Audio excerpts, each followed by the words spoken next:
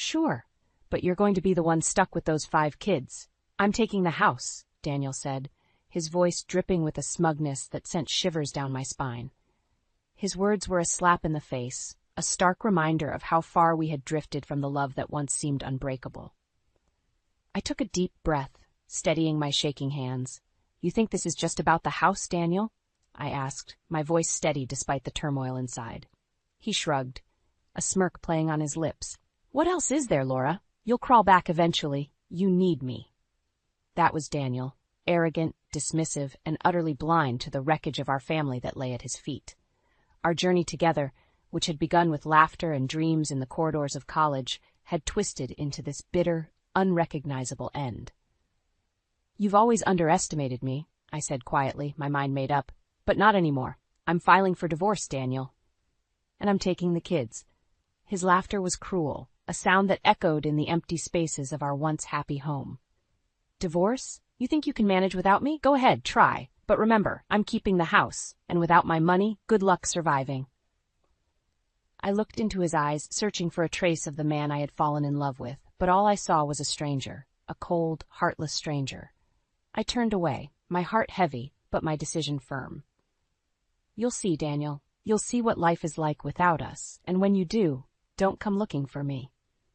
With those words, I left the room, leaving behind the shattered remains of what was once my life. The kids were still asleep, unaware of the storm that was about to change our lives forever. As I packed a few essentials, my mind raced with plans and possibilities. I had to be strong, not just for myself, but for the 5 beautiful reasons sleeping in their rooms. They deserved a life free from the shadow of their father's indifference and cruelty. I glanced back one last time at the home that had held so many dreams and whispered a goodbye to a past that could never be reclaimed. Stepping out into the crisp morning air, I felt a sense of freedom, tinged with fear and uncertainty. But above all, there was hope. A fragile, flickering hope that from the ashes of our broken family, something new and beautiful could arise.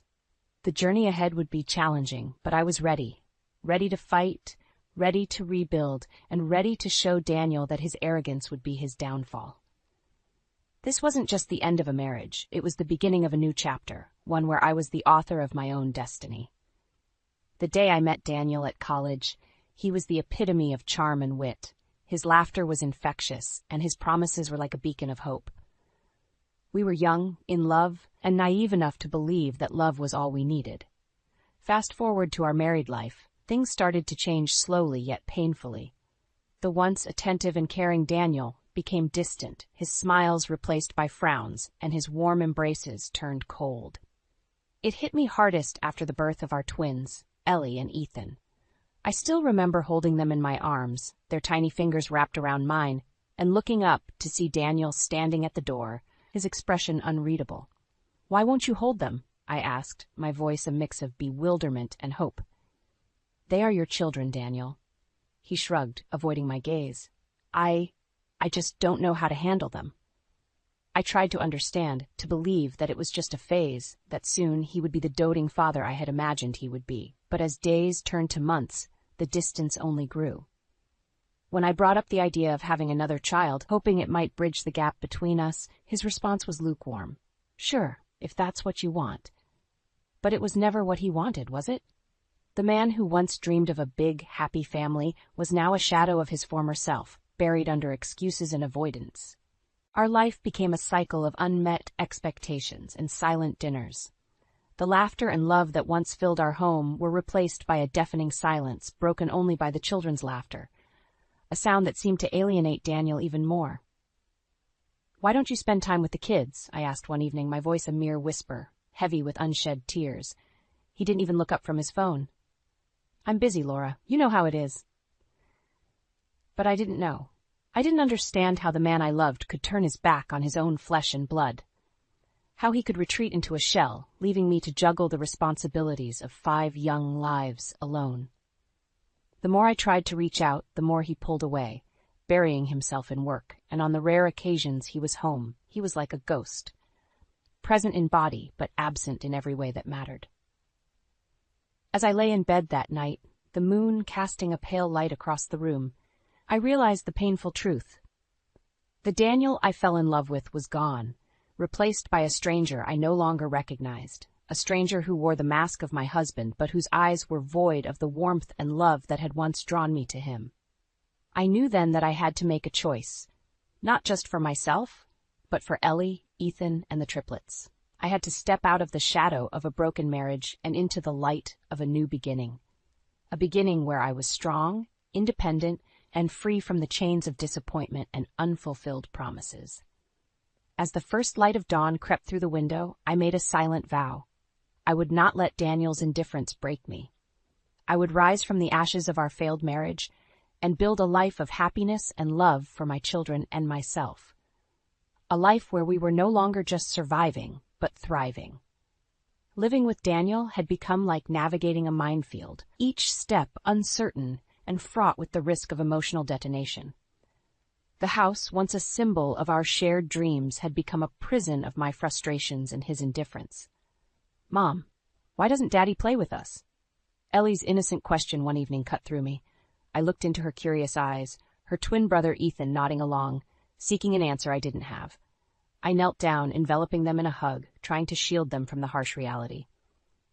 "Daddy's just very busy, sweethearts. But he loves you very much," I lied, my heart aching with the falsehood. The truth was Daniel had become a stranger not only to me, but to our children as well.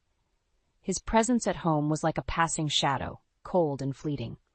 The man who once dreamt of a bustling, joyful household now seemed burdened by the very existence of his own family.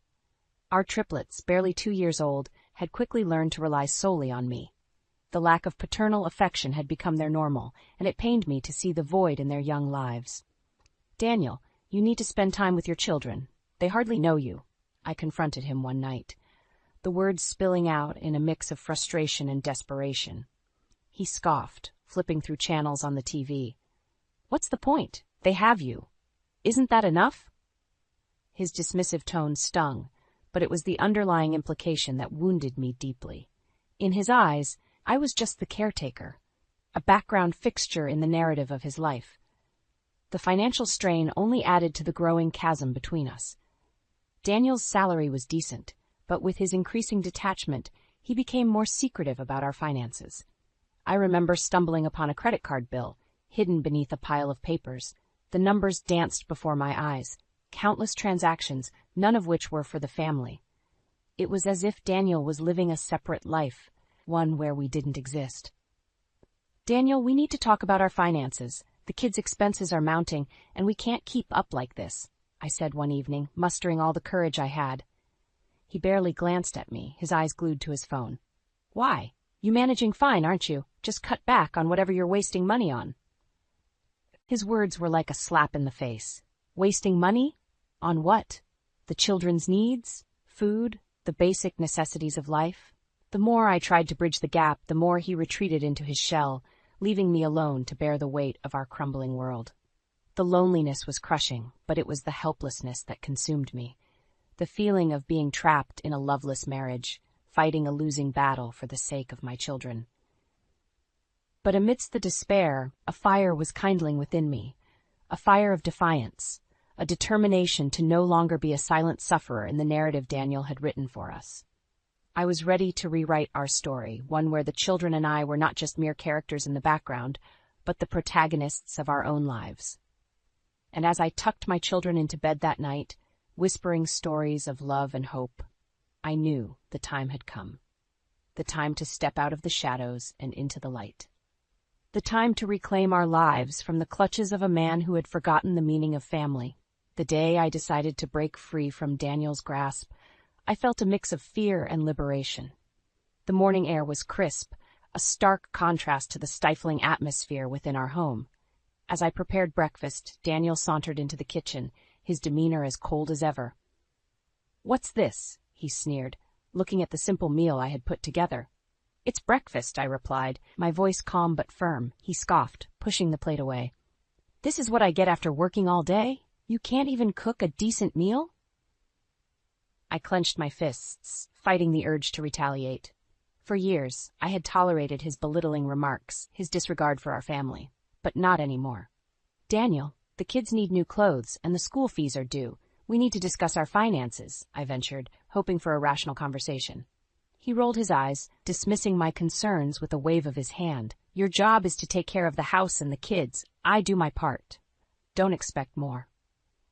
That was the moment I realized nothing would ever change. Daniel would never see us as his priority. His family was just a burden, an inconvenience in his self-centered world. Later that day, as I watched the children play, their laughter a bittersweet sound, I knew I had to take a stand. For them, for me. Daniel, we need to talk. This can't go on, I said when he finally returned home that evening. He looked at me, a sneer forming on his lips. What now, Laura? Tired of your comfortable life? His words ignited something within me. Comfortable? You call this comfortable? Your children barely know you, and you think throwing money at us is enough? He laughed, a sound devoid of warmth. Oh, please, you've had it easy. Don't start playing the victim now. His lack of empathy, his sheer arrogance was staggering. It's not about being a victim, Daniel. It's about our family. But you wouldn't understand that, would you? For a moment, he looked taken aback, as if the idea of anyone challenging him was unthinkable. You think you can manage without me? Go ahead, try, he challenged, his voice laced with contempt. I looked him in the eye, my resolve strengthening. I can, and I will. I'm filing for divorce, Daniel. I refuse to let you drag me and the children down any longer. For the first time, I saw a flicker of uncertainty in his eyes, but it was quickly replaced by his usual arrogance. Divorce? Fine. But remember, I'm keeping the house, and good luck with the kids on your own. As he walked away, a sense of determination washed over me. I wasn't afraid anymore. I was ready to fight for a better future, for a life where my children and I were more than just afterthoughts in someone else's story. I tucked the children into bed that night, their innocent faces a reminder of the battle ahead. But I was ready to break free from the chains of a loveless marriage and start anew, ready to show Daniel that his neglect and cruelty would be his undoing. The day I started the divorce proceedings, I felt a mix of trepidation and resolve. As I sat in the lawyer's office, outlining the years of neglect and emotional abandonment, the weight of my decision sank in. Mrs. Williams, we'll ensure you get what you deserve in this settlement. Your children's well-being is our priority, the lawyer assured me. I nodded, feeling a sense of empowerment. For the first time in years, I was taking control of my life. When I informed Daniel about the divorce, his reaction was predictably dismissive. Divorce? You think you can handle everything on your own? This will be amusing. His words no longer hurt me. Instead, they fueled my determination to build a better future for myself and my children. As the legal battle ensued, Daniel's true colors became even more apparent. He was more concerned about his finances and the house than the emotional trauma he had inflicted on our family. You're trying to rob me of everything, Laura. That house is mine. I worked for it, he shouted during one of our mediated sessions. I looked at him, my resolve unwavering. This isn't about the house, Daniel. It's about our children, their future. But you wouldn't understand that. The legal process was draining, both emotionally and financially. But with each passing day, my resolve strengthened. I was fighting for justice, for recognition of the years I had spent in the shadow of a man who valued his ego more than his family. During the final hearing, Daniel's arrogance was on full display. You think you've won, Laura? You'll come crawling back. You can't survive without me. But he was wrong. I had survived, and I would continue to do so. The court's judgment was in my favor, granting me custody of the children and a fair settlement. As I walked out of the courtroom, a sense of liberation washed over me. I had stood up to the man who had tried to diminish my worth, and I had emerged victorious. That evening, as I sat with my children, their laughter filling our modest but warm home, I knew I had made the right decision. We were starting a new chapter, one of hope and new beginnings. Daniel's attempts to intimidate me had failed.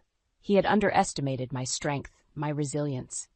And now, he was the one left to grapple with the consequences of his actions.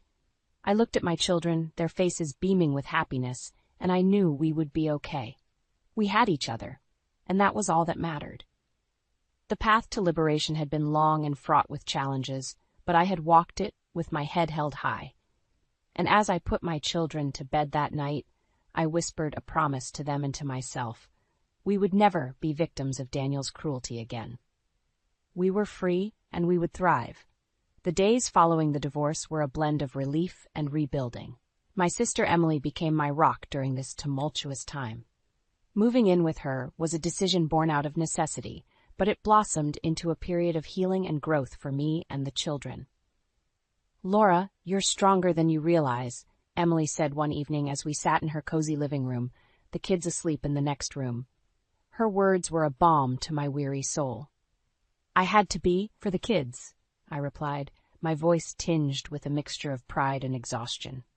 The practical aspects of starting over were daunting. The financial settlement from the divorce was a relief, but it was the emotional scars that were harder to heal. Emily's support was invaluable. She was more than just a sister. She was a mentor, a friend. Daniel's absence became more pronounced in the kids' lives, but we filled the void with love and laughter. Emily's bond with the children grew each day, her natural maternal instinct a comfort to their wounded hearts.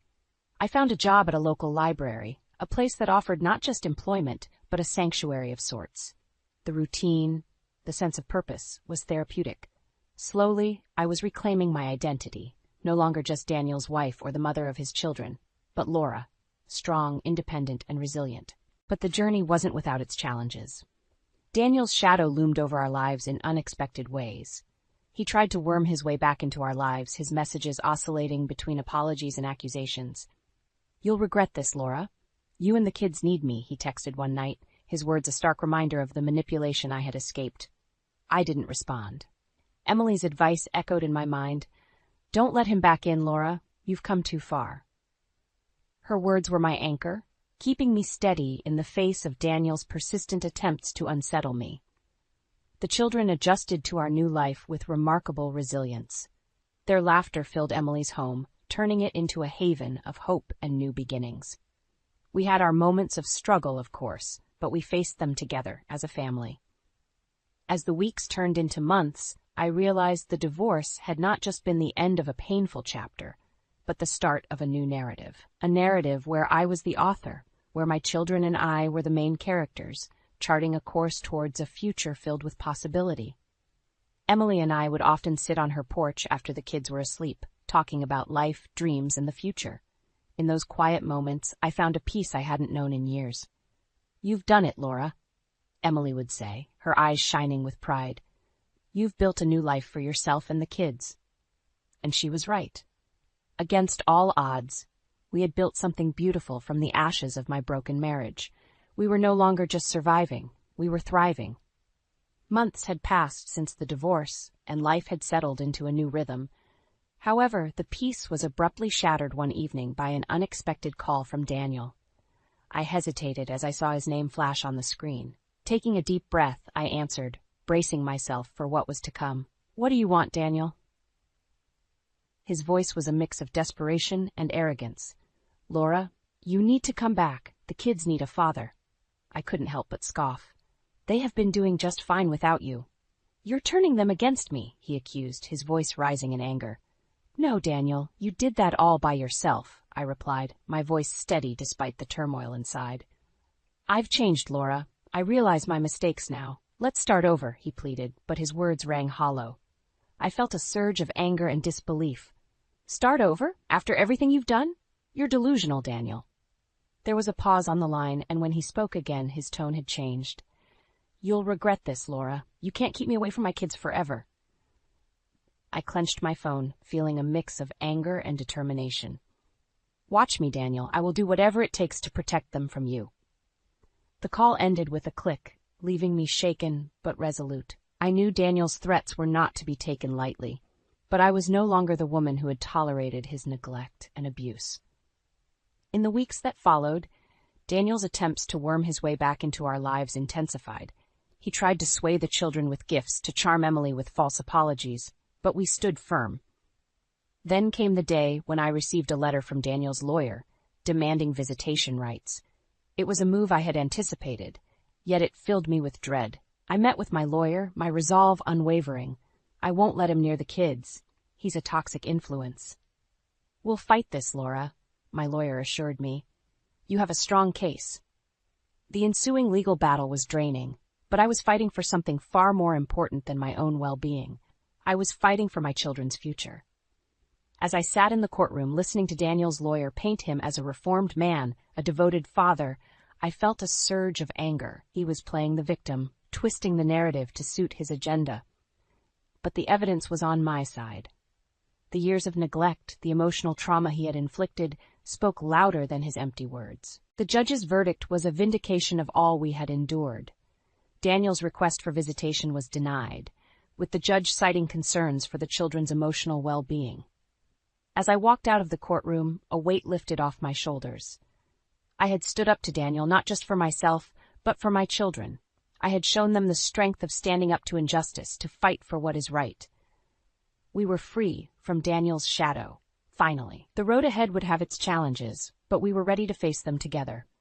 As I tucked the kids into bed that night, I knew we had turned a page. We were no longer bound by the chains of the past. We were moving forward, towards a future filled with hope and promise. And as I turned off the lights, a sense of peace settled over me. We were safe, we were together, and we were home.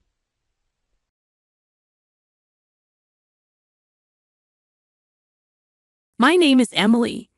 I'm 40 years old. I've heard my name means to grow up cheerfully. However, when I was 15, I found out that my father's ex-girlfriend was named Emily. Ever since, I've quietly doubted the true origin of my name. Honestly, as a kid, there are certain delicate past details about my parents I'd rather not know. They didn't really dote on me when I was young. My brother, 3 years older, is named Ryan. He's smart and charming. Both parents always wanted a boy. Ryan, as their first child, was loved immensely. Our grandparents believed the first child must be a boy, an old-fashioned thought. My mother gave birth to a boy despite immense pressure. With this background, my parents loved Ryan more than anyone else. What about me? I always got hand-me-down clothes from Ryan. Even New Year's money had a clear disparity. Relatives always invited Ryan instead of being told to be patient because you're elder. I was told to support the boys, a puzzling way to instill ladylike behavior. I believe I was raised with a lot of discrimination. It felt like I was always many steps behind. My redeeming feature has always been my carefree nature. My parents said, "You never think about anything." If I thought too much, I might have become dark and resentful towards Ryan. Ryan is Ryan and I am me. Our family is a bit strange, but that's okay. I decided to accept our family and didn't care about my parents' attitude. No matter the difference in treatment, I am thankful to my parents for raising me. Ren, as we were kids, is still my sibling. Deep down, I couldn't truly hate them. However, that sentiment wavered after a particular incident when I was in my late 20s. My father retired. Both he and my mother, a homemaker, lived on their pension. Shortly after, my mother had a fall leading to paralysis in her legs. She had to be cared for. With my father retired, I thought he'd be around to help. But I was mistaken. "Hey, Emily, I can't do anything on my own, so come back home?" The first thing my father said after a long time was outrageous. "What? That's impossible. If I return, I can't commute to my job." Instead of saying, "You can do anything, at least try to learn or practice," he said, "How dare you talk to your father like that? Just quit your job and come home. Don't you care about your mother? It's not as simple as quitting and returning." My father has always been domineering. He had my mother take care of everything for years. Now that my mother has fallen ill, he's become a helpless man. It seems he's plotting to make me return and take my mother's place. My brother works closer to home. Ask him instead. Why does he only try to use me now, even though he never cared much for me before? I finally moved out and have been living freely. I never thought I'd give in to him, but for some reason, he started calling my workplace. Because of this, I couldn't concentrate on my job, and my colleagues and boss started to look at me oddly. Due to constant calls, I worked so hard to get this job, which I really wanted. I wanted to continue working there forever. But because of my father's relentless calls, I became stressed, affecting my work. I had no choice but to quit reluctantly. I decided to return home, only to find it in a terrible state. My father, now without a job, seemed to have nothing to do. He became obsessed with horse racing and would spend all his pension on it. The day he was paid, he was drinking more than before, and every morning I'd find empty beer cans and wine glasses all over the table. I had heard that there were some savings set aside for retirement, but the household finances were in shambles. No wonder when I suggested hiring a professional caregiver, my father hesitated. The utility bills were overdue and were paid only when the pension came in. It's a paycheck-to-paycheck situation. At this rate, even when the pension comes in, it'll be gone in no time. I had to use my savings to stabilize our lives initially, and then renovate the house to make it wheelchair accessible for my mother. Later, I found a job near home, left my mother in a daytime care service, and dedicated about $2,000 a month to care and living expenses. My savings, which I started accumulating since my first job, seemed to be running out despite working. Expenses kept mounting. Meanwhile, my father neither worked nor took responsibility, constantly depending on me financially and in my daily life. In a harsh sense, I felt completely leeched on. Between household chores in the morning, work in the daytime, and caregiving at night, I felt I was reaching my limit. Ideally, I wanted to place my mother in a nursing facility and leave my dad to fend for himself. This would mean all the money currently being spent on my father could be saved or used for my own expenses. However, my father vehemently opposed sending my mother to a facility, and she herself seemed to rely only on me, saying, "Why should I go to a facility when you're taking care of me?" I consulted my brother, but as expected, he was indifferent. It was clear that I was the one who had to make sacrifices, and so I found myself trapped in what felt like a prison called home. 3 years after starting this hellish cohabitation, my brother suddenly contacted me saying my girlfriend is pregnant, so we got married. He then visited with his wife, whom I'd never even met before. "Wow, I was looking forward to meeting Ryan's sister because of the way you talked about her. But she doesn't look anything like you. She's not cute at all." Paisley starts laughing. Needless to say, I felt a strong aversion to her sheer rudeness. Despite it being her first visit, she walks around our home as if she owns the place. She even enters my room without permission, uses my makeup, and then says, "I like this, I'll take it."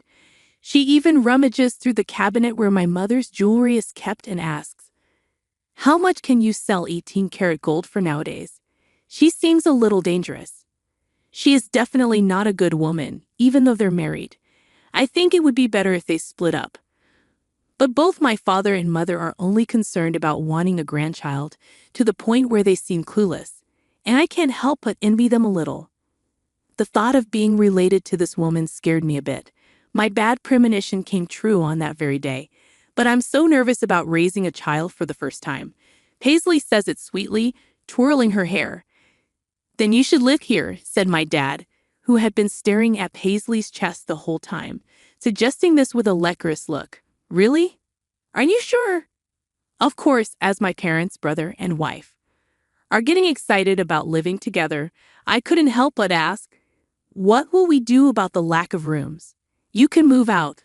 What my father's words astounded me. "That's a good idea. You should hurry up and leave." "Can you move out soon?"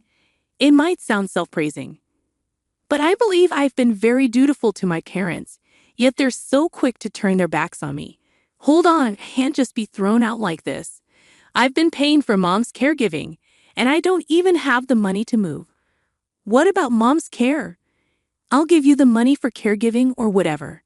Thanks to working at a major company, not some small local business like you, I'm not struggling for money. All right, Emily, go to your room and pack up your things. Move out by today. He patted me on the back as if to usher me toward my room. He looked pleased, as if he had found a quality new host to leech off. Move out by today, he says, but it's snowing outside. I don't have any money. Where am I supposed to live from now on? Why, this doesn't make sense, does it? Without thinking, I voiced my true feelings. This isn't a joke. You're so naive, Emily. Listen, I won't say it twice. We're moving in because I'm having a child. The Aiden should leave, taking him back. I instinctively looked at my parents, even at my mother whom I had desperately cared for all these years. I wanted to be with my grandson. Just accept it. she said, smiling as if guiding me to acceptance. Saying so, he hastily packed up my room's belongings into a bag. At least wait a few days until I find a place to live, but they forcibly dragged me by the arm and threw me out of the house. No matter how many times I rang the doorbell, they ignored me. Tossed around by my parents and finally by my brother, my life isn't their toy. Even when I was treated coldly as a child, I always smiled. It was my self-defense. But both my parents and brother misunderstood, thinking I could handle anything. This isn't a joke. Don't mess with me, crying. I left my family home and wandered the streets aimlessly. Finally, I found a cat hat and sought refuge in an internet cafe. When I contacted a friend living in town, she miraculously offered to let me stay for a while. True friends are indeed priceless. With her support, I managed to save enough to live alone again. I haven't saved enough to leave town, but I don't want any more ties with my family. I decided to leave the state once I save more. But one day, my father and brother came to see me. They had apparently found my address in some official records. May I help you? I intentionally used formal language as if they were strangers. In response, both of them kneeled down in front of me.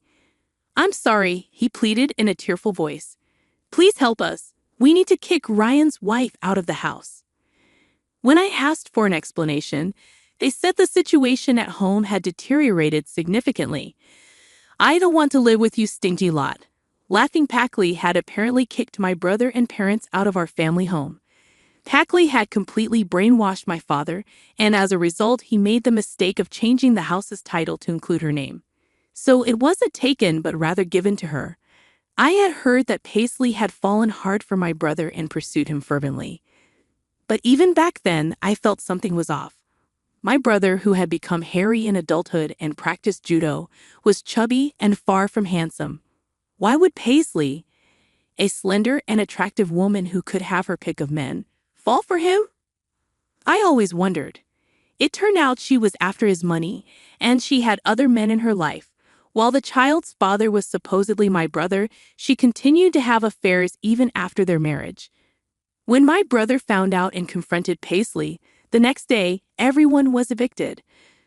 Paisley probably sensed that her other relationship would be discovered and cunningly persuaded my father to change the house title. They're naive, all their plans backfired, and they couldn't even live with the eagerly anticipated grandchild. Moreover, Paisley maxed out my mother's credit card. By the time they realized it, she had already bought electronics and precious metals. I always had a bad feeling about her, so I wasn't very surprised.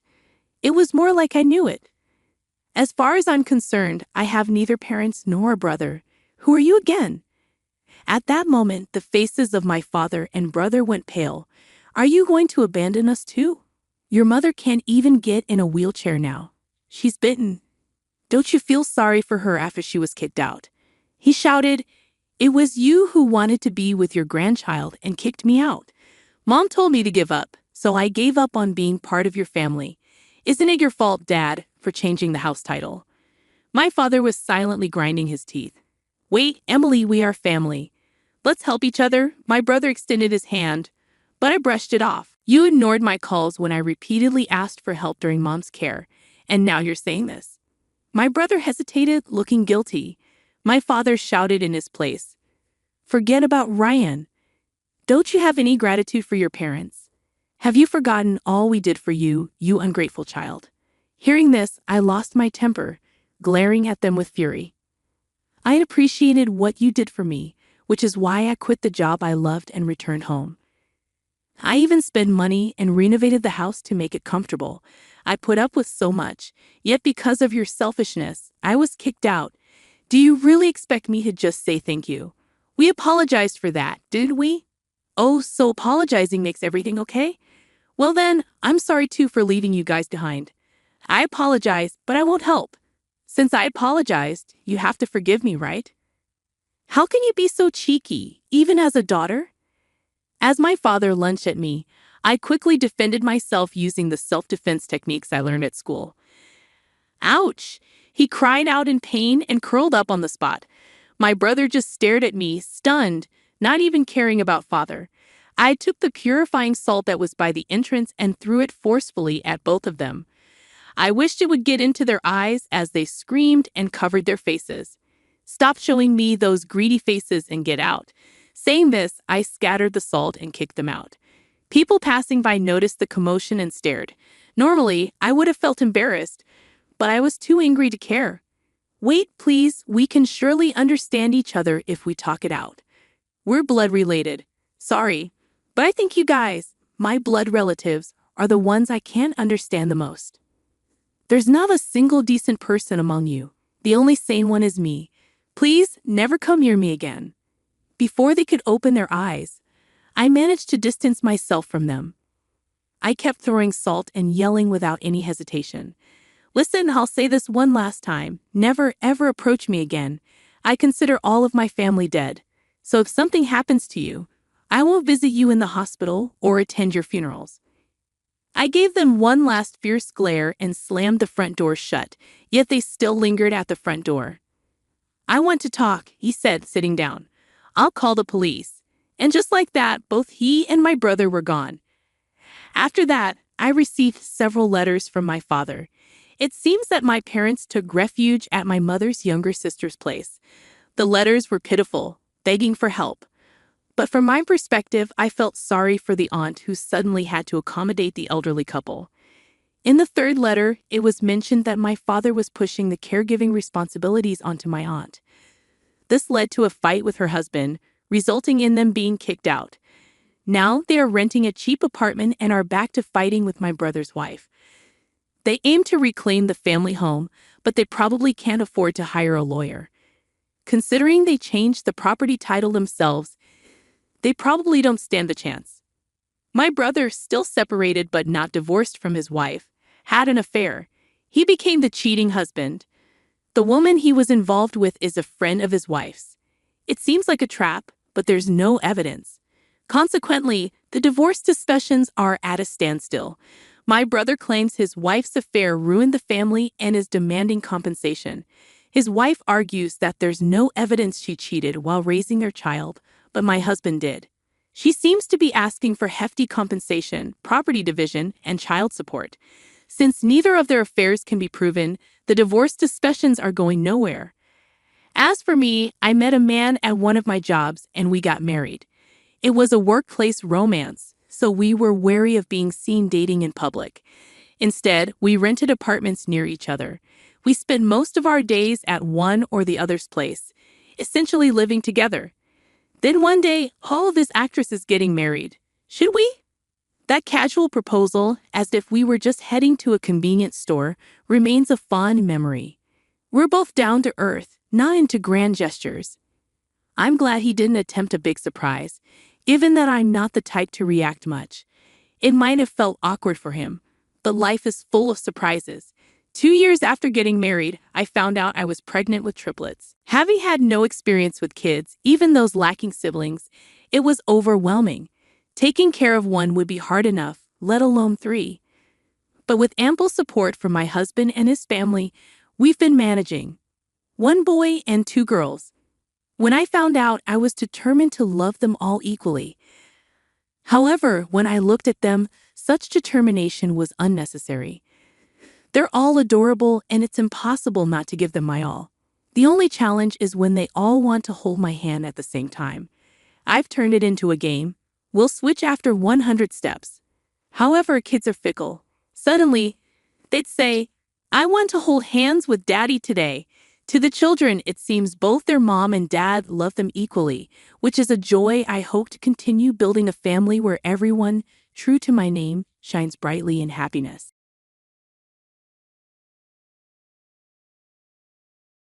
Again, they were just here last month. My voice trembled with a mix of anger and disbelief as I confronted Martin, my husband of 3 years. Martin, with his typical dismissive wave, dropped his briefcase by the door. Evelyn, they're my parents. They want to see Lily, and it's only for a couple of weeks, he said. I felt a knot tighten in my stomach. This wasn't just about his parents visiting. It was about respect, or the lack thereof. Martin had a habit of making decisions without consulting me, treating me more like a tenant than his wife.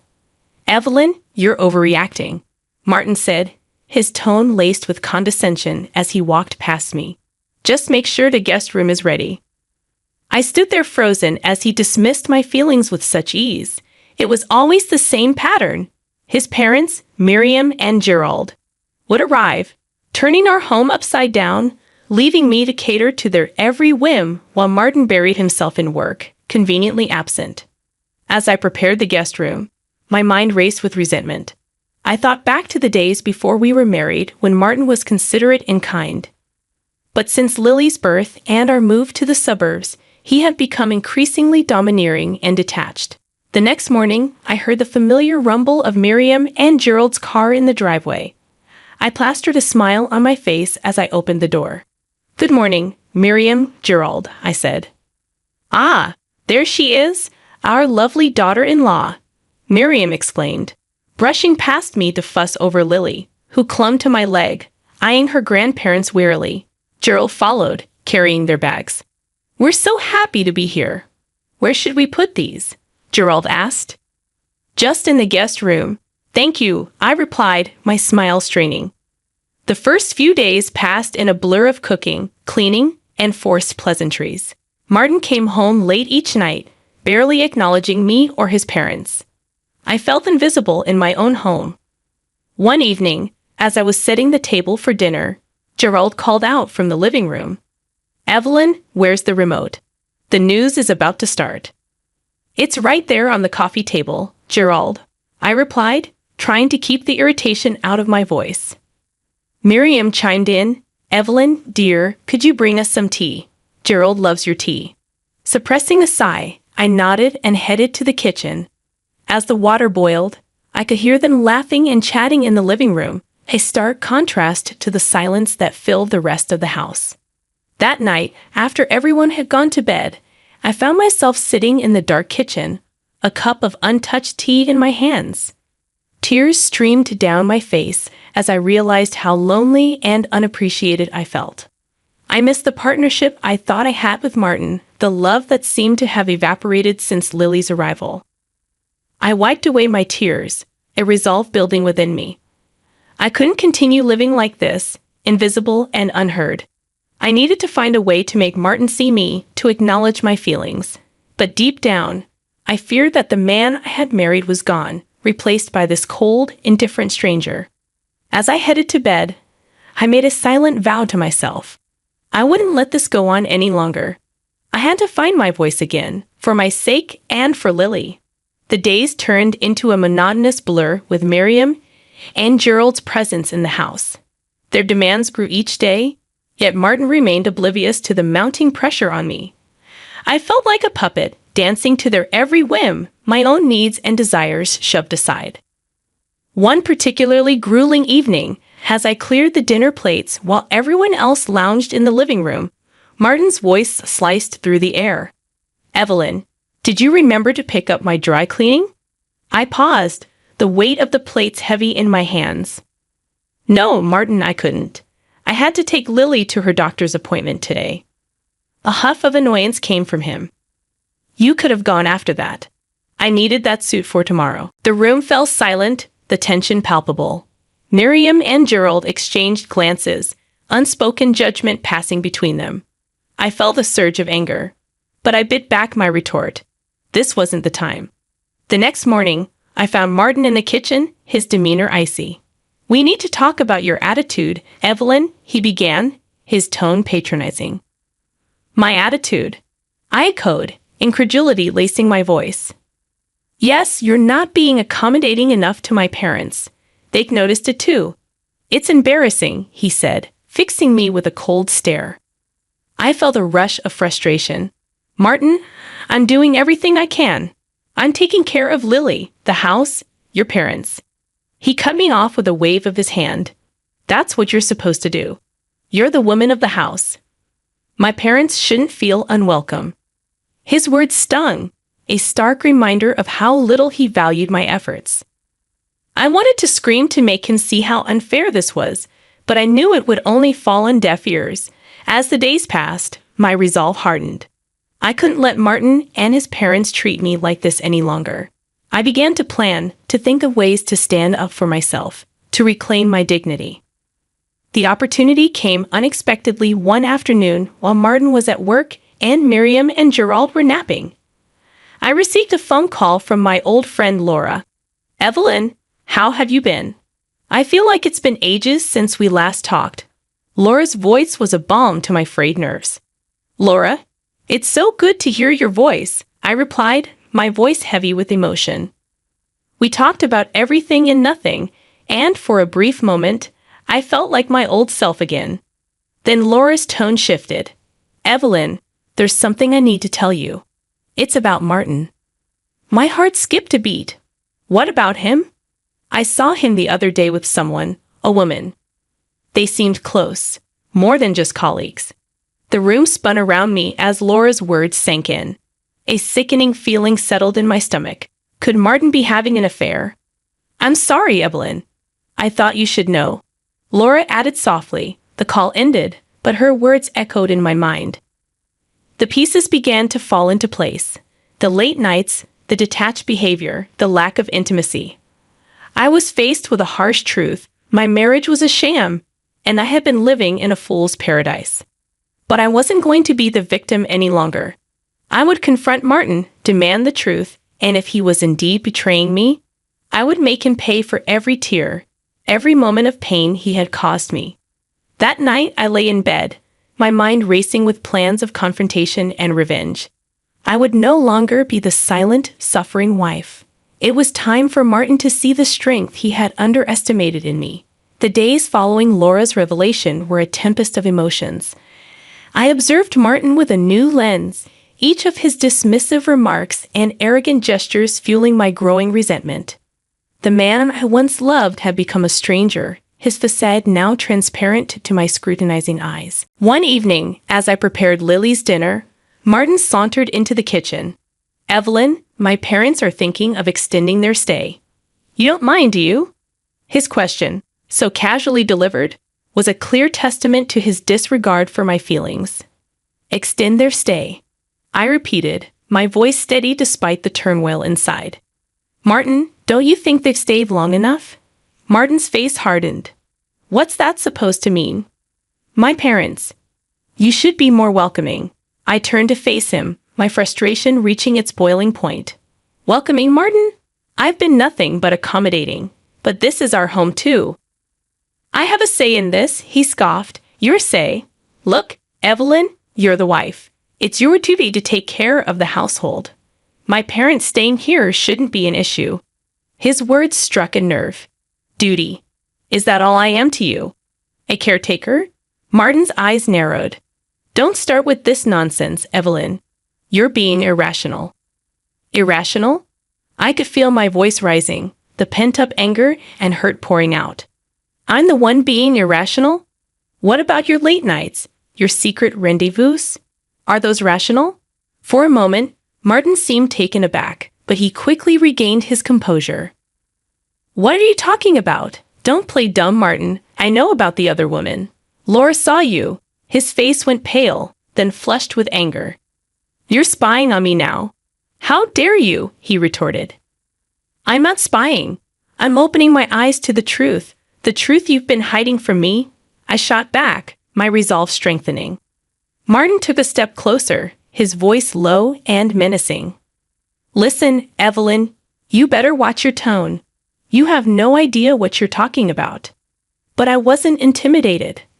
"No, Martin, I know exactly what I'm talking about, and I won't stand for this any longer," he scoffed, turning to leave the kitchen. "Do what you want, just make sure my parents are comfortable."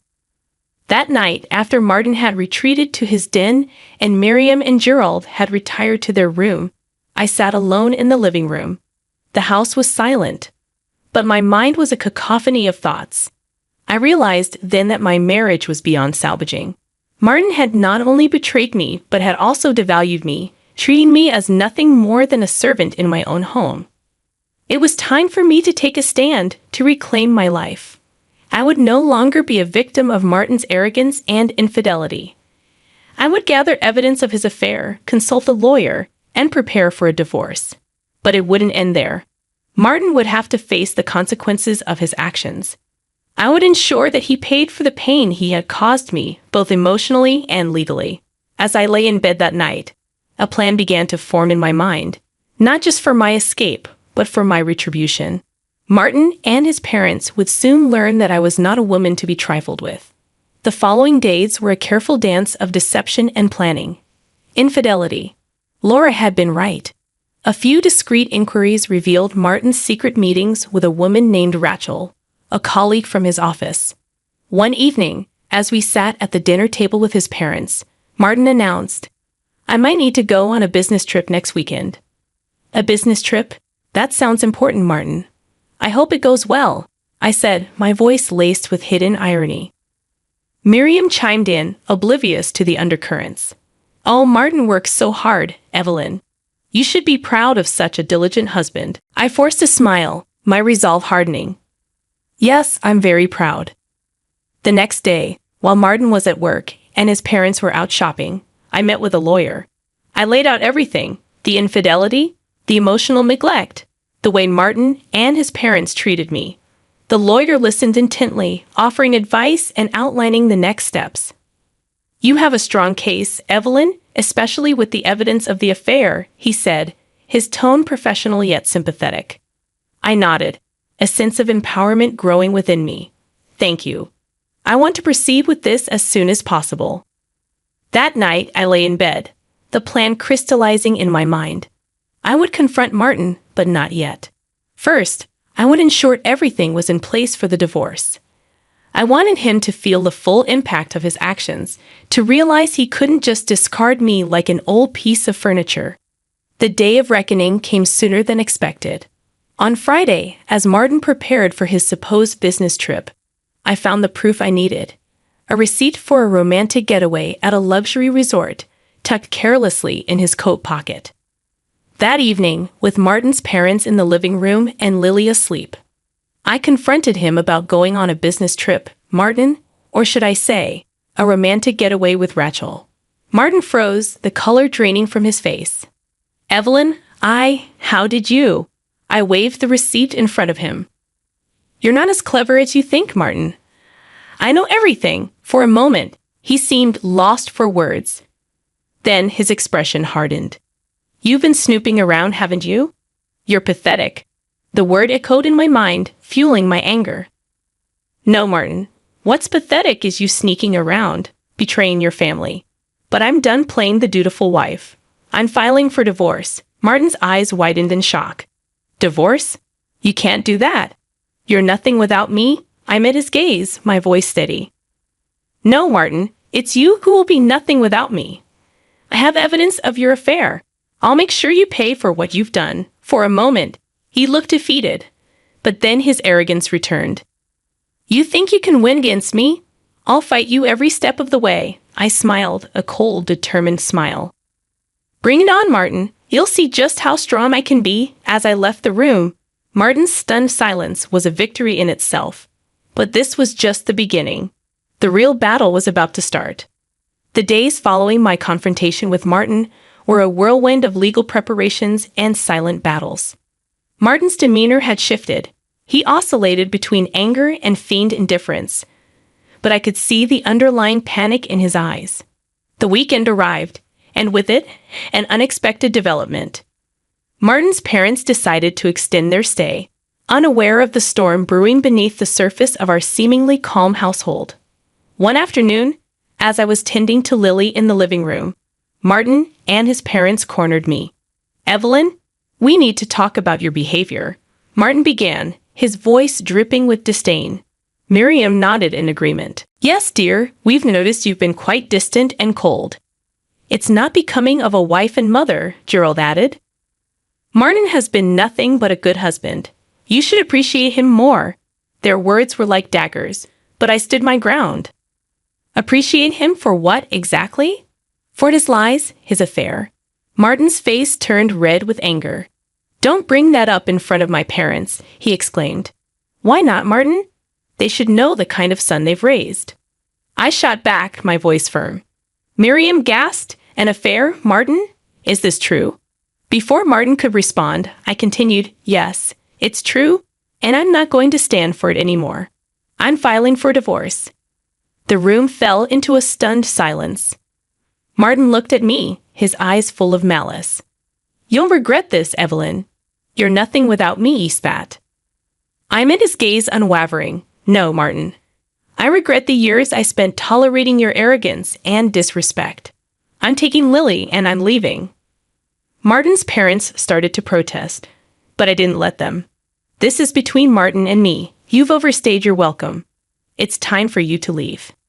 As I packed my bags, I could hear the muffled arguments in the background, Martin trying to explain himself to his incredulous parents. I felt a surge of satisfaction, knowing that his perfect image was shattered. With Lily in my arms, I walked out of the house that had become my prison. I didn't look back. I was finally free from Martin's shadow, ready to start anew. As I drove to my parents' house, I thought about the future. It wouldn't be easy, but I was determined to rebuild my life for Lily and for myself. Martin and his parents would learn that I was not a woman to be underestimated. The next few weeks were a blur of legal meetings and emotional upheaval. Despite Martin's attempts to intimidate me, I stood strong. The evidence of his affair was undeniable, and soon the divorce proceedings were in my favor. The day the divorce was finalized, I felt a mix of relief and triumph. I had stood up to Martin and his oppressive family, and I had won. But my revenge didn't end there. Martin's affair had not only cost him his marriage, but also his reputation. His colleagues and friends learned of his indiscretions, and his once untouchable status crumbled. As for his parents, they were left to grapple with the reality of their son's actions. Their attempts to reach out to me were met with silence. They had lost a daughter-in-law who had once cared for them, all because of their blind support for Martin. I had emerged from this ordeal stronger and more resilient. I had fought for my dignity and won. And as I looked at Lily playing happily in her grandmother's arms, I knew that I had made the right decision. For the first time in a long time, I felt hopeful about the future. I had closed a painful chapter in my life, and a new one was just beginning. In the months following the divorce, my life underwent a transformation. The chains of a loveless marriage had been broken, and in their place, I found a newfound sense of freedom and self-worth with Lily by my side. I started to rebuild our lives piece by piece. One day, as Lily played in the garden of my parents' home, I received a phone call that marked the final chapter in my saga with Martin. It was Laura, her voice a mix of shock and concern. "Evelyn, have you heard about Martin?" she asked. "No, what happened?" I asked, a sense of foreboding settling over me. "He's lost his job after the divorce, and the affair came to light. His company let him go, and it gets worse. He's been struggling financially, the alimony, the legal fees. It's all caught up with him." I paused, absorbing the news. A part of me felt a pang of vindication, but it was overshadowed by a sobering realization of the consequences of his actions. And his parents, I found myself asking. "They're in a tough spot too," Laura continued. "Without Martin's support, they had to downsize. It seems they're finally understanding the repercussions of their behavior." I ended the call with a heavy heart. Despite everything Martin had put me through, I found no joy in his downfall. It was a stark reminder of how one's actions could have far-reaching consequences. In the weeks that followed, I focused on Lily and our new life. We spent our days surrounded by the love and support of my parents, who had welcomed us with open arms. One afternoon, as I watched Lily play, my mother sat beside me. "Evelyn, you've grown so much through all of this. You're strong, my dear, stronger than you ever realized," she said, squeezing my hand. "Thanks, Mom. It's been a hard road. But I've learned a lot about myself, and Lily is thriving," I replied, watching Lily with a tender gaze. "She's happy, and that's what matters most," my mother added. As the sun began to set, casting a warm glow over the garden, I reflected on the journey that had brought me here. The pain, the betrayal, the fight for my dignity. It had all led to this moment of peace and contentment. I knew there would be challenges ahead and questions from Lily about her father as she grew older. I would face them head-on with honesty and strength. For now, I was content in the knowledge that I had stood up for myself and my daughter, and we had emerged stronger for it. I looked at Lily, her laughter ringing through the air, and I felt a surge of hope. Our future was unwritten, a blank canvas ready to be filled with new memories and experiences. And for the first time in a long time, I looked forward to seeing what each new day would bring.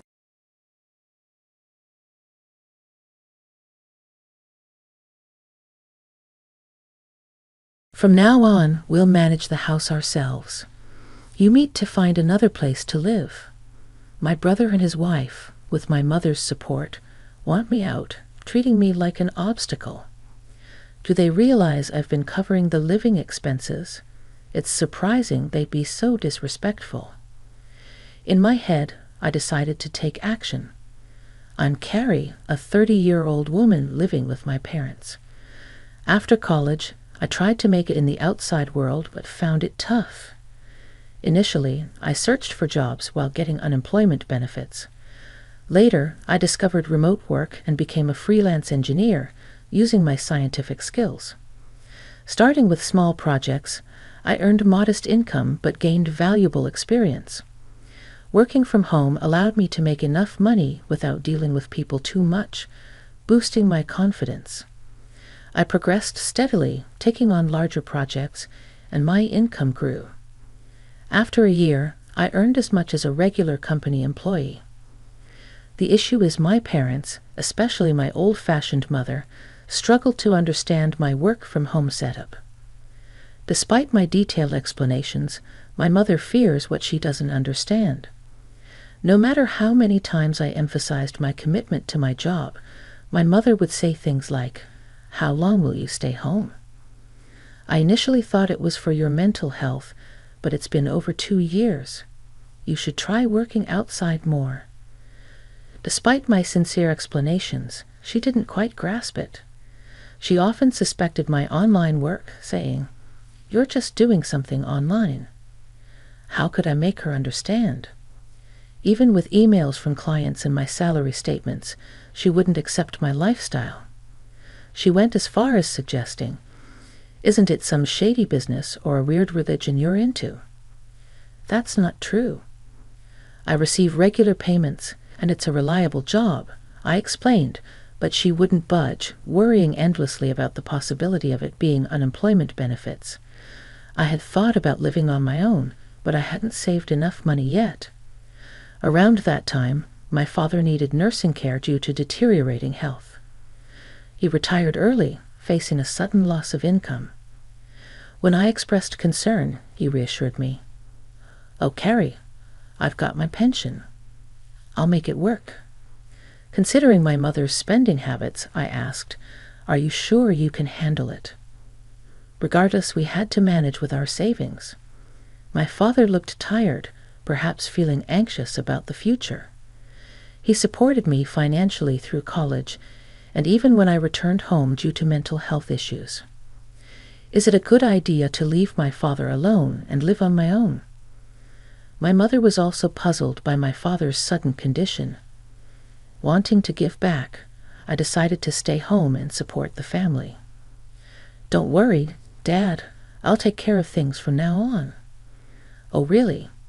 my surprised father questioned, "but I can't imagine you have that much income." "Don't worry, Dad, my current income is stable."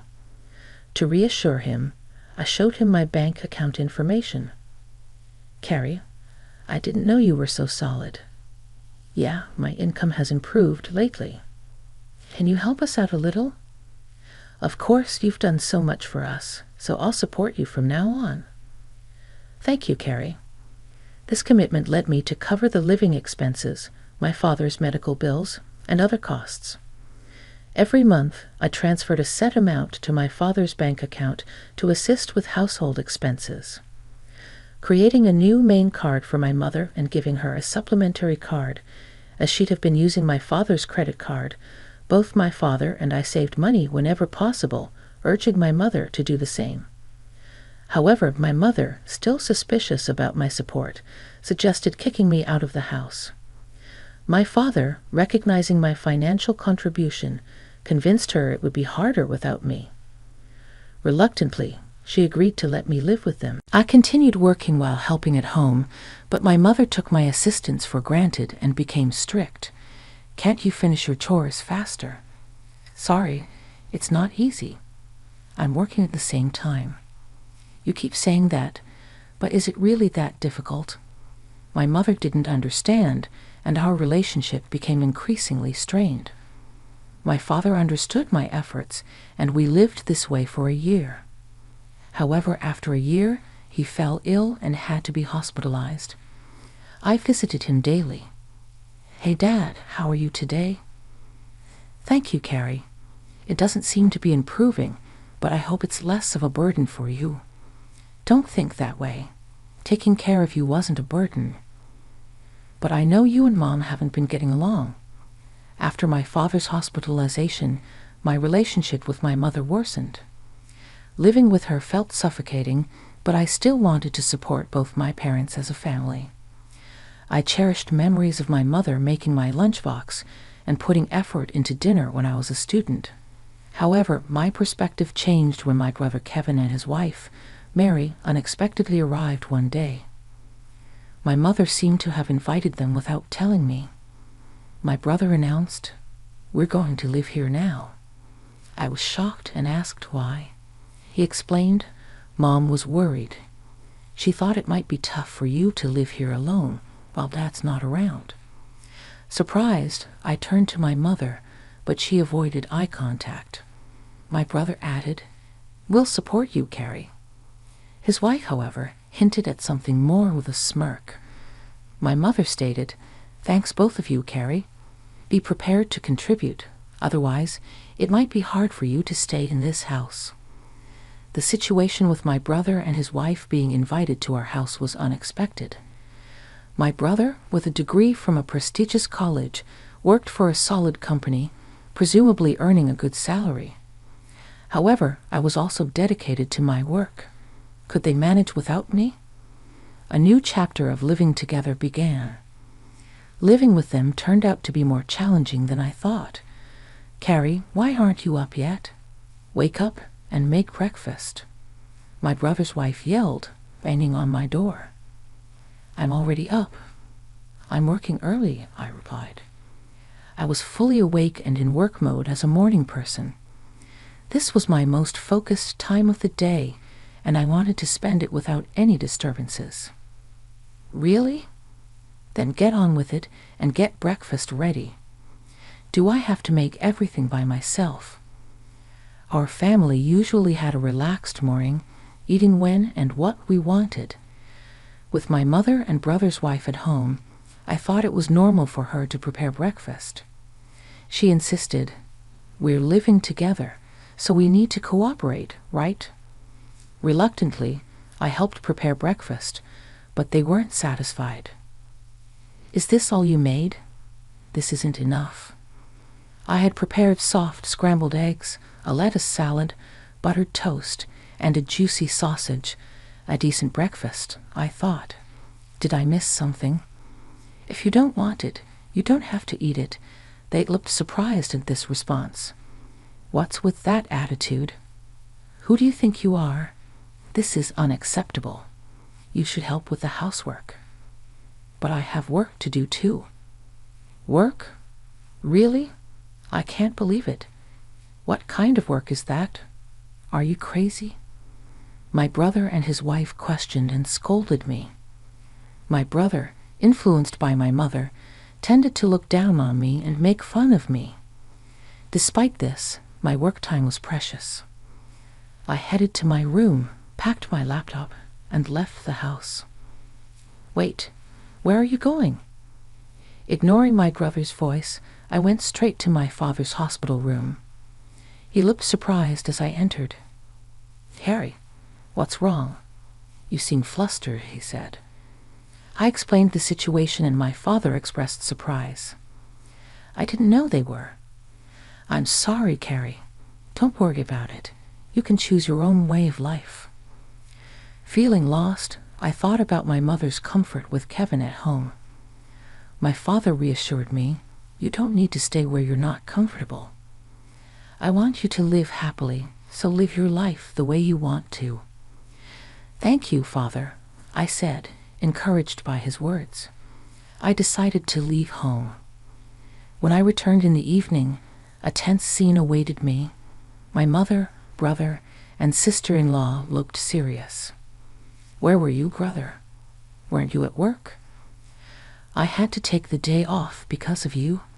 "How could you take a day off for such a reason?" Internally, I was surprised at how easily my brother took time off work. Wasn't that too irresponsible? Gradually, my brother and his wife's voices grew more heated. "Get out of here," he declared. "Why?" I asked. "Carrie, from now on, the three of us will live together. If you don't want to stay, please leave. We don't need your overbearing presence to support us," they said, attempting to kick me out of the house. "Carrie, that's enough. You don't need to be here now that your father is gone," echoed my mother, treating me as a hindrance. Did she comprehend my financial contributions to the family, despite her monthly purchases of branded goods? What would she do when her allowance was reduced? I felt furious. No matter how many times I explained, my mother, brother, and sister-in-law ignored my story. It was getting unbearable, so I decided to employ a little trick. First, I transferred the money from the bank account linked to my mother's credit card to another account under my management. I hoped this would surprise her when she could no longer use her credit card. Additionally, I moved some funds from my father's account, which had been supporting the family finances similarly. Only my father's medical expenses could be covered from his separate account, unknown to my mother. Consequently, a significant portion of the family's financial responsibility now rested on my brother and his wife. Not knowing the details of my brother's income, I was certain he would now feel the burden more than ever. After completing all the necessary formalities, I packed my belongings and declared, "I'm leaving this place." My mother, brother, and sister-in-law looked surprised at my words. Despite their constant harassment, they didn't anticipate that I would actually take action. But as I observed their expressions, it seemed like they were enjoying the situation. "You're finally leaving. I've never seen such a troublesome person. You won't be coming back with you," they said. Their relentless belittling was unbelievable. "Of course not. Don't contact me," I replied. They smiled as I left. But what would they think after I departed? Internally, I smiled and embarked on a new life. My new home was peaceful, allowing me to savor my own time and concentrate on my work. As expected, one day I received a call from my brother. "I told you not to contact me." "What's wrong?" His voice carried surprise and urgency. "Oh, that? Yes, that's right. Why are you asking now?" "Why didn't you tell me? We had no idea." "Well, I did mention several times that I was working, but neither you nor Mom believed me." "Right, well, Mom said a lot of things and I was a little confused. So that's not my fault, right?" "No, it's not. But I'm having a problem with money. Mom's been spending quite a bit, and on top of that, we haven't been able to pay the house utilities and stuff." "Yes, I was able to do it because I was supporting you in so many ways." "I'm not home anymore, so you have to do it, Carrie. I need your help to transfer some money to my bank account." "What? I beg you, can you transfer some money over now?" "You must be joking. You're working for a big company. Isn't that how you make a living?" "Well, actually, I got fired from that company." "What? Why? I made a big mistake." "Was that before you moved back to our parents' house?" My brother's reply left me speechless. I guessed correctly.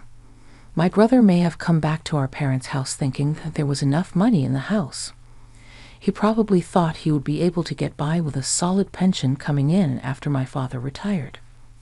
I wished to convey to my brother that I played a significant role in supporting the family finances despite appearing idle. The thought of the surprise on his face when he discovered that I was the one maintaining the household finances, assuming they were stable, brought a certain amusement. The same revelation awaited my brother's wife and mother. My brother's wife implored, "We need your help. We're running out of savings." My mother echoed, "Your father is really upset about this. He won't contribute to the household finances anymore. We're in a tough situation. I've supported you enough. You're all healthy, so work hard and support yourselves. I'll cheer you on," I replied firmly. A frightened voice came through the phone. "Reflect on your actions. I'm hanging up now. Don't contact me."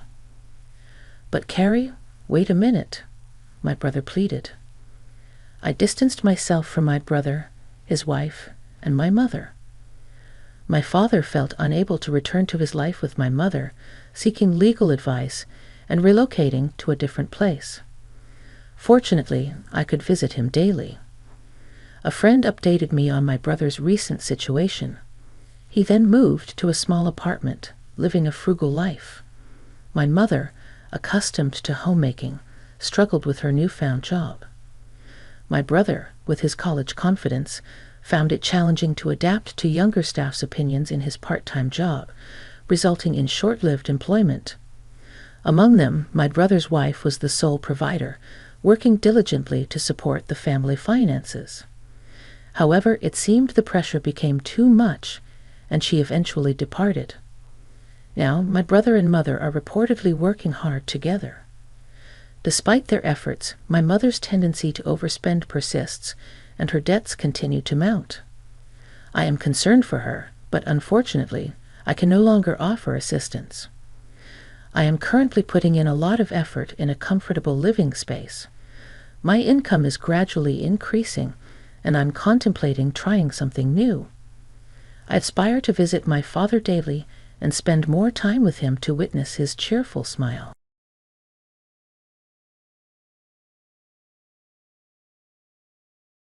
My name's Rita, and if you told me my life would turn into a whirlwind drama, I have laughed.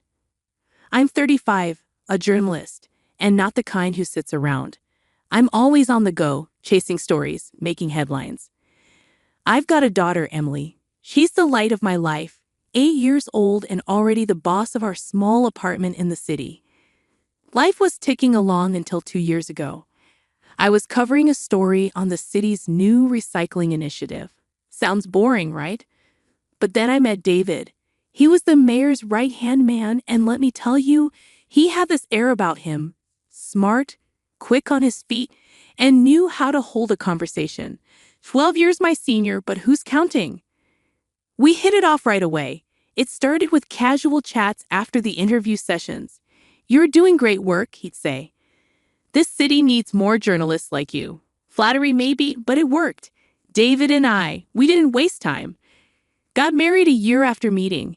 He's got a daughter too, Sarah. She's 20, off at college in another city. Can't say we're close. She's got this cold vibe, especially towards Emily. I remember the first time they met. "Hi, Sarah, this is Emily," I said, trying to sound upbeat. Sarah had looked at her, not mean but not warm either. "Hi," she muttered, then turned away, lost in her phone. Emily tugged at my shirt. "Mom, does she not like me?" I brushed her hair back. "Don't worry about it, honey. She's just different." David was a lifesaver, though. My job, it's crazy hours, you know. He started picking up Emily from school, making her lunch. He was good at it, and Emily seemed to like him. "David's funny, Mom," she'd say. "He makes the best sandwiches." Our apartment, it's cozy. 2 bedrooms, a small kitchen, and a living room that's seen better days, but it's home. Emily's room is a burst of pink and posters of pop stars I can't name. David moved in some of his stuff too, mostly books and a few old records. He's into jazz, which is fine, but not my cup of tea. "Rita, you should try listening to this," he'd say, putting on some old record. "It's classic." I'd smile, nodding along. "Sure, I'll give it a shot. But between you and me, I never did." We settled into this routine, the 3 of us. It was nice, normal, or so I thought. But like they say, normal's just what you're used to until it's not. Things started to shift, but it wasn't like I woke up one day and everything was different. It was slow, like a faucet dripping until the sink's full. Emily, she's always been this bundle of energy, always running around, laughing, her eyes sparkling with all kinds of mischief. But then it was like someone turned down her brightness. She became quieter, more like she was walking on eggshells. One night, I was tucking her into bed, and she was just lying there, staring at the ceiling. I brushed her hair, trying to make her laugh. "Hey, Space Cadet, you planning a trip to the moon?" She didn't even crack a smile, just whispered, "No, Mom." That was my cue. "What's up? You're not your usual self." She turned her head, not meeting my eyes. "I'm okay." I sat down next to her. "You sure? You've been kind of quiet lately." She shrugged. "Just tired, I guess." "Tired at 8? I wasn't buying it, but I let it slide. Didn't want to push her. "Okay, kiddo, if you say so, but you can tell me anything, right?" She nodded, but there was something off. I kissed her forehead and turned off the light. "Good night, love." As I closed the door, I heard her whisper, "Night, Mom." I went to the kitchen where David was.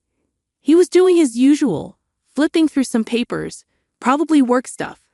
"Hey," I said, "you notice anything off with Emily lately?" He didn't look up. "Off like what?" "Like she's not herself, more quiet, kind of down." He shrugged, still not looking at me. "Kids have moods, Rita. She's probably fine." "Yeah, maybe." I wasn't convinced, but what else could I say? The next few days, it was the same. Emily was like a little shadow, just there but not really.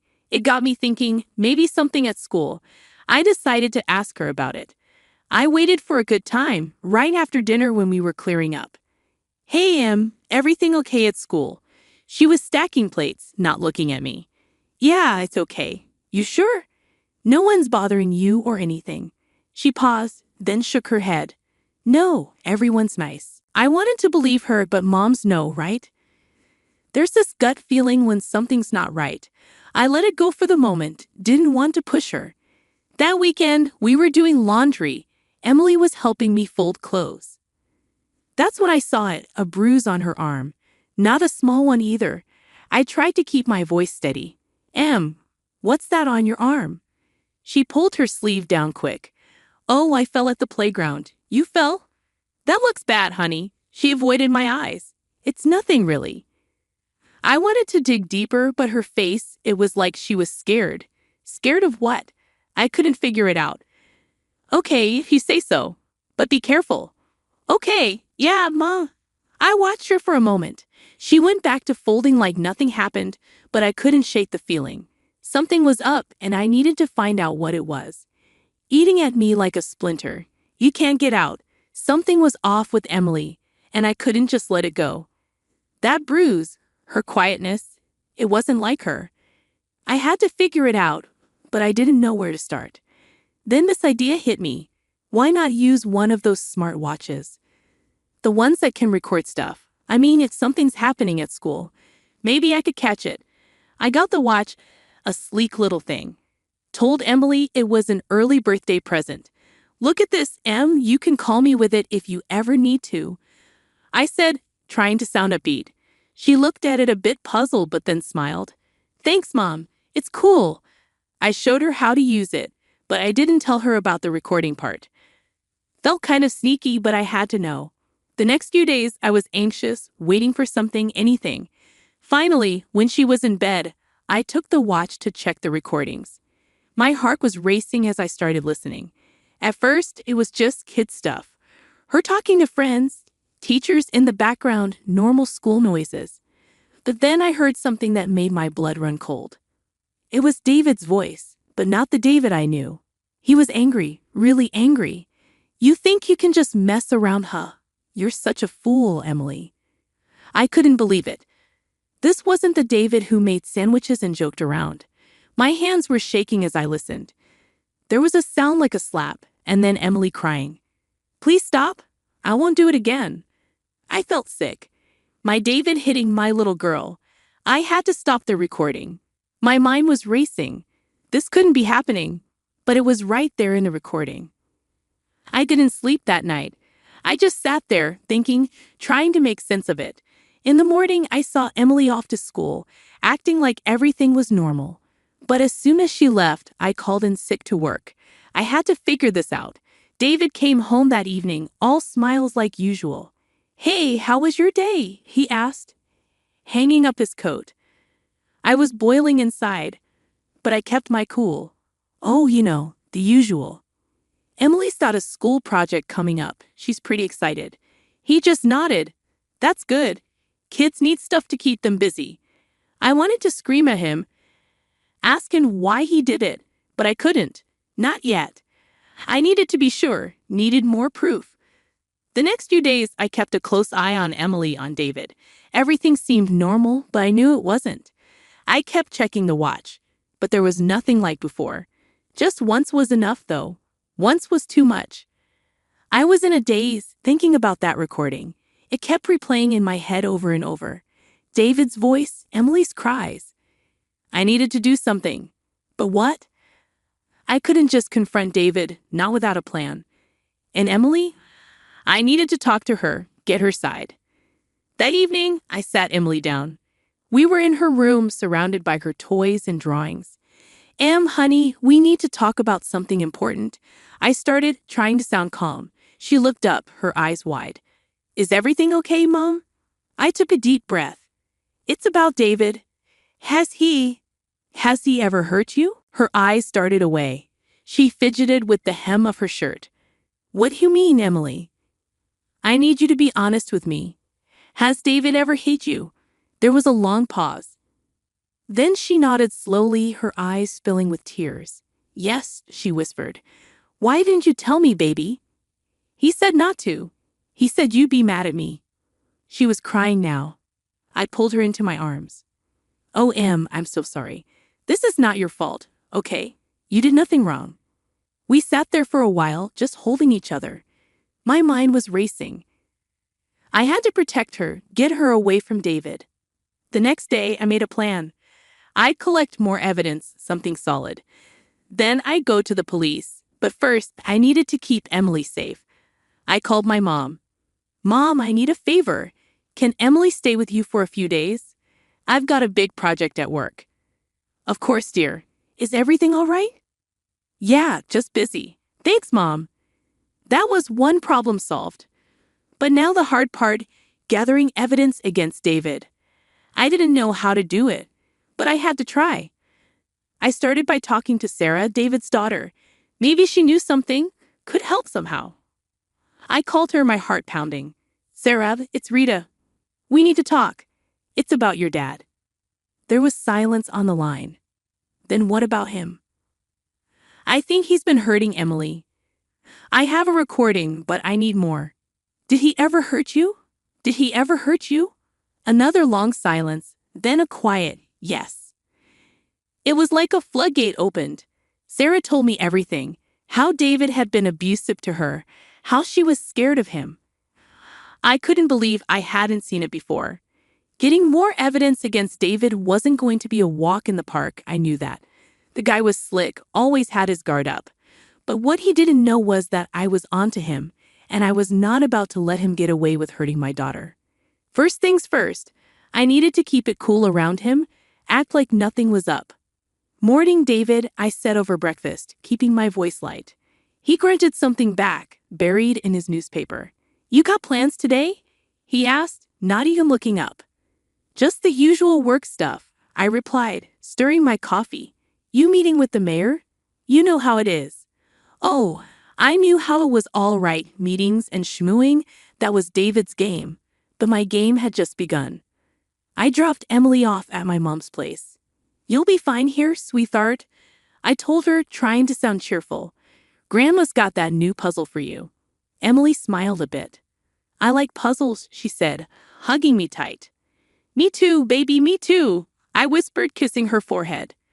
Once I was sure Emily was safe, it was time to get to work. I called Sarah. "We need to meet. It's time we put a plan together." She agreed to meet at a cafe downtown. It was quiet, the kind of place where you could talk without being overheard. Sarah looked tense when I got there.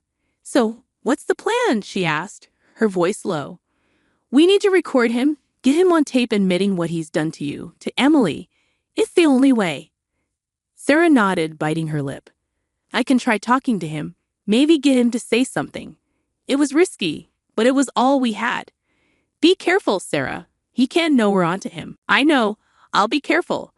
We spent the next hour going over every detail. What to say, how to say it, when to push, when to back off. It was like setting a trap, and we had to be perfect. The next few days were a blur. I kept my distance from David, made excuses to stay late at work, anything to avoid being alone with him. Sarah did her part. She called David, made up some story about needing to talk. Dad, I've been thinking about when I was a kid, she said on the phone. I could hear her voice, tense but steady. There are things we never really talked about. David took the bait. We can talk, sure. Come over for dinner. That was it. Sarah was going in, wired to record everything. My heart was in my throat the whole evening waiting for her call. It came late that night. I got it, Rita. I got him to talk. I felt a mix of relief and dread. Good work, Sarah. Bring it over. We need to listen to it, make sure we have what we need. She came over looking like she'd just gone 10 rounds in the ring. We sat at my kitchen table, listening to the recording. David's voice filled the room at first, then getting angrier. You always were a difficult child, Sarah. Always asking for it. My blood boiled listening to him, but then he said it, clear as day. I did what I had to do to you, to Emily. You both needed to learn. That was it, the confession. I felt sick to my stomach, but at the same time, I felt a surge of triumph. We had him. We take this to the police first thing tomorrow, I said, my voice firm. Sarah nodded, looking exhausted but determined. Yeah, it's time he paid for what he's done. It was a long night. Neither of us slept much, but we had what we needed. David was going down, and I was going to make sure of it. The morning sun was barely up, but I was already wide awake, my mind racing. Today was the day I'd confront David. The evidence was there on my kitchen table, a little recorder that held his confession. My hands were shaking as I thought about what I had to do. I couldn't back down now. I heard David getting ready, the usual clatter in the bathroom, the sound of his shoes on the hardwood floor. I braced myself as he came into the kitchen. Morning, Rita, he said, grabbing his coffee. He sounded so normal, like it was just another day. I took a deep breath. We need to talk, David, I said. He raised an eyebrow, a slight smirk on his face. About what? He asked. About what you've done to Emily, I replied. His face changed then, the smirk disappearing. What are you talking about? He asked. I felt a surge of anger. I know everything, David. It's over. I know you hurt Emily. I know you hurt your own daughter. He laughed, a cold, harsh sound. You think that will hold up? You think anyone will believe you over me? I stood up, my hands clenched into fists. They will when they hear this. I hit play on the recorder, and his voice filled the room, admitting what he'd done. David's face went pale. He reached for the recorder, but I snatched it away. No, you don't get to hide from this. Not anymore, I said. He stood up, his chair scraping against the floor. You're going to ruin everything, my career, my life, he pleaded. You did that yourself when you hurt those girls. It's over, David, I said, feeling desperate but resolute. You can't prove anything. It's your word against mine, he argued. I shook my head, a bitter laugh escaping my lips. No, it's your word against yours. You confessed, David. It's all here.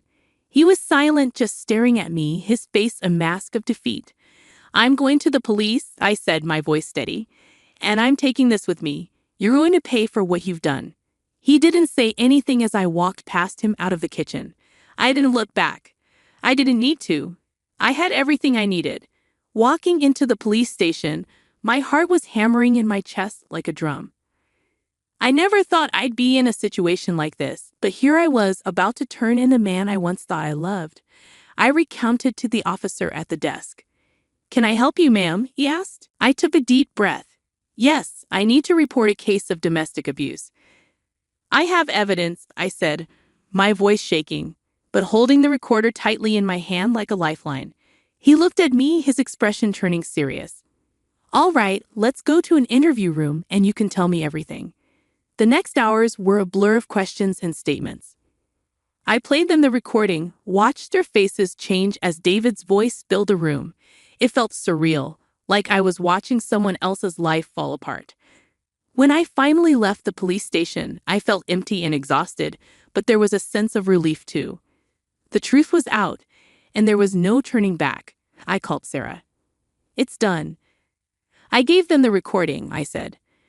There was a pause, then Sarah's voice, firm but emotional. Thank you, Rita, for everything. We're in this together, she said. I tried to sound more confident than I felt. Yes, we are. The next few weeks were a whirlwind.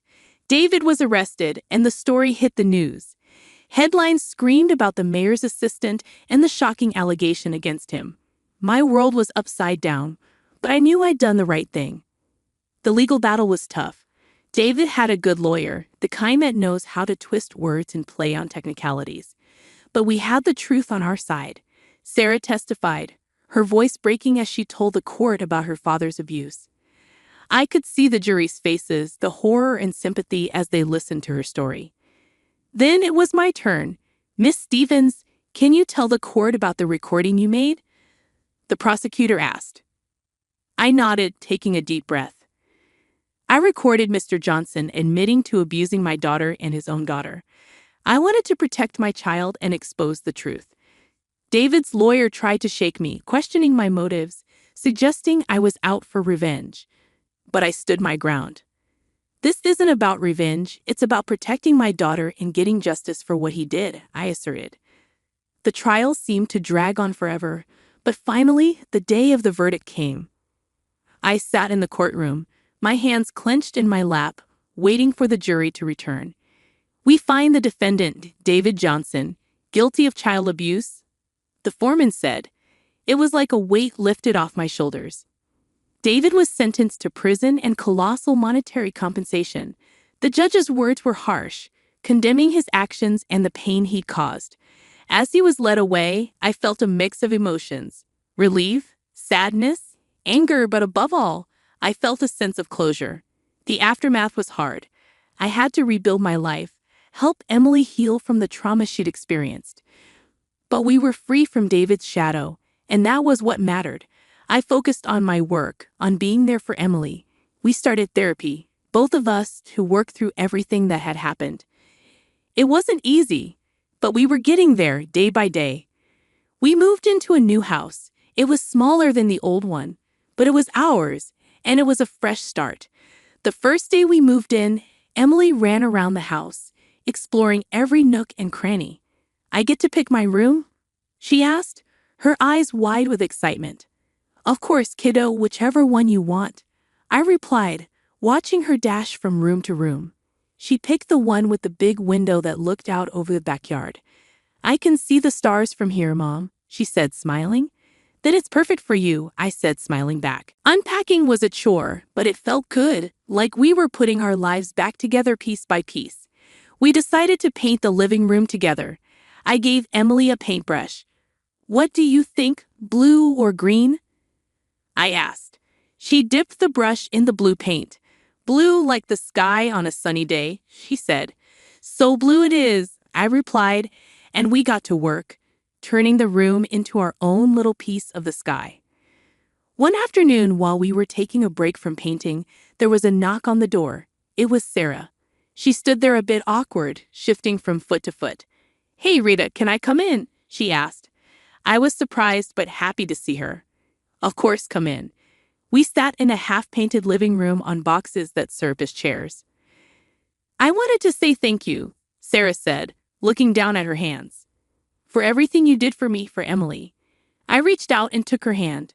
We're family, Sarah. That's what families do. She smiled, a small, tentative smile.